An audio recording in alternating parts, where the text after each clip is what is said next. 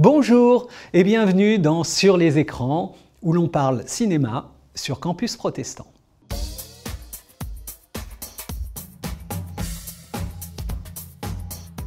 Le 1er mai, c'est le 121e jour de l'année, le 122e même pour être très exact en cas d'année bissextile. On s'offre du muguet. Dans mes souvenirs de jeunesse, c'était aussi le traditionnel jour du tournoi de Sixte du club de foot de ma petite ville de région parisienne où j'ai grandi. Vous saurez tout. Bon ok, quand même, avant tout, le 1er mai, c'est la fête du travail, comme on dit. Enfin, pour être là encore plus exact, c'est la journée internationale des travailleurs. À l'origine, une journée de lutte du mouvement ouvrier qui a été instaurée en mémoire du massacre de Haymarket Square comme journée annuelle de grève pour la réduction du temps de travail à une journée de 8 heures. La fête du 1er mai est devenue depuis plus largement une journée de célébration des combats des travailleurs et des travailleuses. Le travail, cette occupation journalière à laquelle l'homme est condamné par son besoin et à laquelle il doit en même temps sa santé, sa subsistance, sa sérénité, son bon sens et sa vertu peut-être, comme a écrit Diderot. Bon, j'aurais pu aussi vous citer certains passages bibliques sur le sujet, encourageant généralement, certes, mais pas toujours simple à appliquer à vrai dire. Je pense notamment à celui-là dans l'Épître aux Colossiens, chapitre 3, verset 23. Quel que soit votre travail, faites-le de bon cœur, comme pour le Seigneur, et non pour plaire à des hommes. Alors la Bible offre tout de même des promesses sur le sujet et nous amène à considérer que les difficultés et les joies sont aussi le lot de tous, partout, et aussi au travail. Alors, pourquoi vous raconter tout ça Sur les écrans ? Eh bien, tout bonnement parce que je vous propose aujourd'hui de revenir sur 2 films qui nous plongent dans cet univers du travail et du combat ouvrier plus précisément, car oui, par contre, globalement, le cinéma sur la question du travail, c'est plutôt souvent du lourd, avec une très forte charge sociale, bien compréhensible au demeurant. Le premier film que je vous propose date de 2014, année où il fut présenté au Festival de Cannes, 2 jours, 1 nuit, des frères Dardenne.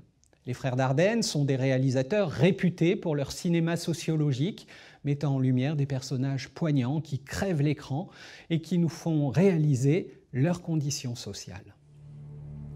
Avec 2 jours, 1 nuit, c'est une histoire d'aujourd'hui, simple et percutante à la fois.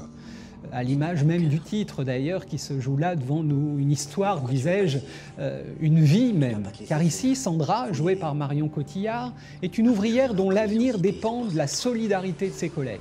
S'il vote pour Sandra, elle reprendra sa place. S'il vote contre, chacun des 16 employés touchera une prime de 1 000 €. C'est le deal imposé par l'entreprise et personne n'a osé protester. On ne s'oppose pas à l'injustice en temps de crise. Et oui.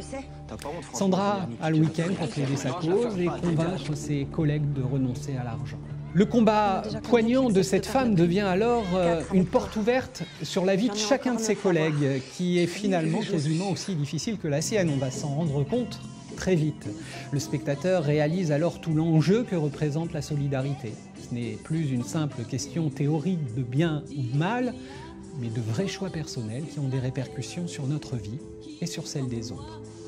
Alors, 2 jours, 1 nuit, c'est un vrai drame social, comme les Dardenne savent si bien le faire.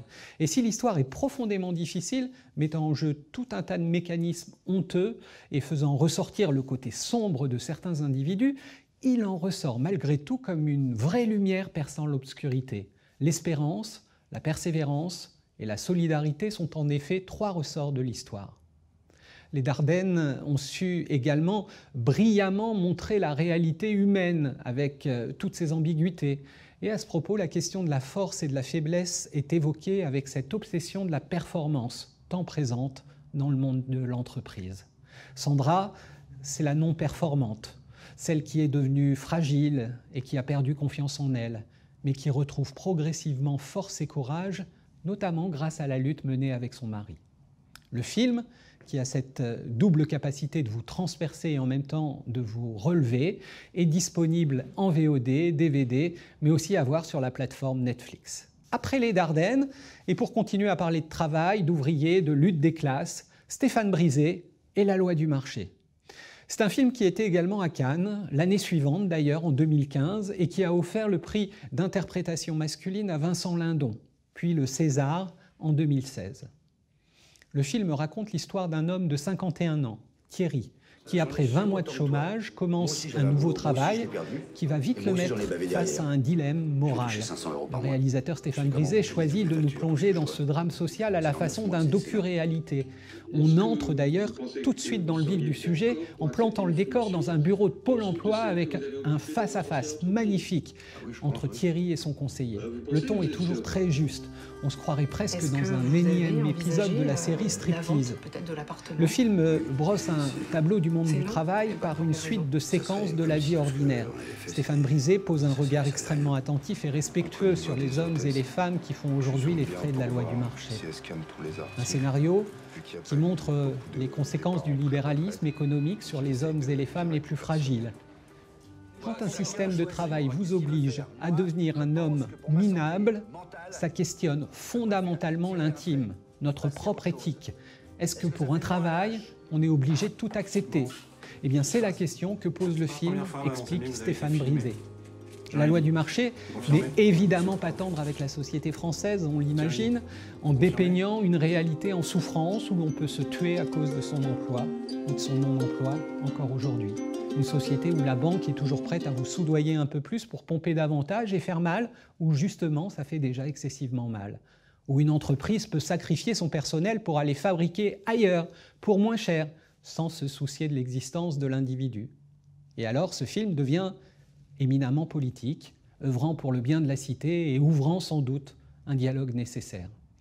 À noter d'ailleurs que Stéphane Brisé récidivera en 2018 avec un autre film, En guerre, un titre choc pour un film extrêmement puissant, là encore, grand film social et politique, un drame haletant et criant de vérité, d'ailleurs toujours avec Vincent Lindon. Pour finir, très vite, quelques recommandations d'autres films sur la même thématique. Alors je pense bien évidemment à plusieurs films de Ken Loach et en particulier My Name is Joe, Moi Daniel Blake ou encore l'excellent Sorry We Missed You. J'évoquerai encore Le Couperet de Costa Gavras ou encore du même réalisateur Le Capital. In the Air de Jason Reitman, The Machinist de Brad Anderson, dans un style tout autre mais vraiment très bon. Il y a deux films de Gustave Kerven et Benoît Delépine, Mammouth et Le Grand Soir. Et puis enfin l'incontournable Les Temps modernes de et avec Charlie Chaplin en 1936. On y ajoutera peut-être côté série The Office, Mad Men, Working Girl ou encore pour finir, et là avec le sourire il en faut quand même, les pastilles de Caméra Café. Et puis au fait, si la Bible de son côté parle du travail, elle insiste également sur le besoin de repos. Il y a un temps pour tout, rappelez-vous. Et c'est même une forme de commandement. Pendant 6 jours, travaille pour faire tout ce que tu as à faire, mais le 7e jour, c'est le sabbat qui m'est réservé à moi, le Seigneur ton Dieu. Voilà. Et moi, je vous dis à bientôt dans Sur les écrans.